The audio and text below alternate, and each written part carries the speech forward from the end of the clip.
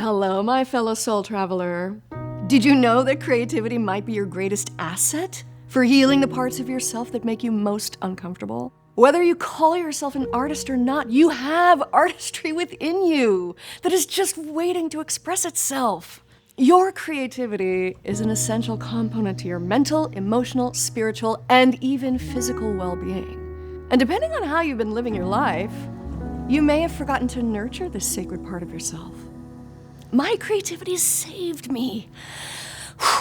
I was at the bottom of a deep pit of pandemic-induced anxiety and depression. Not only did I rediscover my purpose in life, I changed careers, moved across country, and entered the most prolific creative period of my life.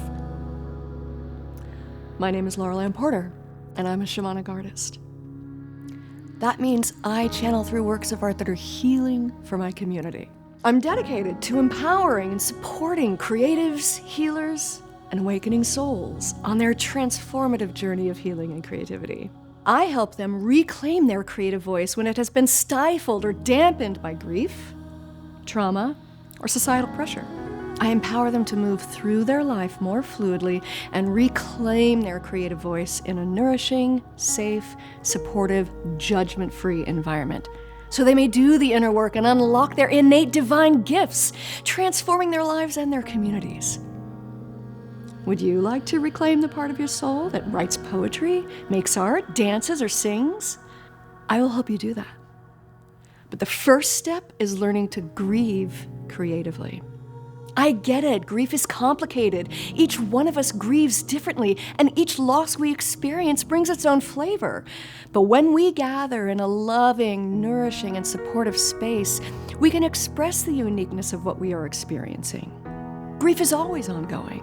We never get over the loss of a loved one, but we can learn to accept that grief will always be a part of us because grief is unexpressed love that still wants to come forth.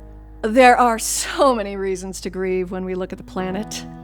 Grieve for a version of yourself you can never be again because you've seen too much shit in the world. Grieve for lost loved ones. Grieve for the loss of friendships to polarizing political landscapes. Grieve the loss of your fur babies. Grieve for your failed marriage. But give yourself permission to grieve and learn how to do it creatively. Once you do, you'll be able to make conscious choices to see beauty and choose joy every single day. If that sounds like something your soul has been calling for, let's chat. I value authentic expression and the collective power to heal together. I believe that we only heal individually and we only heal in community. It sounds like a paradox, but it's not. We need both aspects. We need to do our inner work, and we also need to share and exchange these experiences in community with others. Lots of people like to make promises. And it is true, this work can feel miraculous. Can I promise you a miracle? Well, what is a miracle but a shift in perspective? I can promise you that when you begin to work with me at whatever capacity, you will find that you have more creativity than perhaps you thought. My clients have redefined the word miracle for themselves and continue to do so.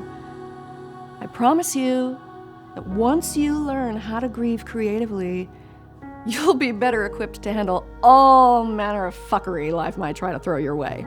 Check out my current offerings. Lean in if you're feeling called. Take a listen to my album Soul Journeying to get a little taste of how my music is part of my medicine. Thing in the world is to love someone who's suffering.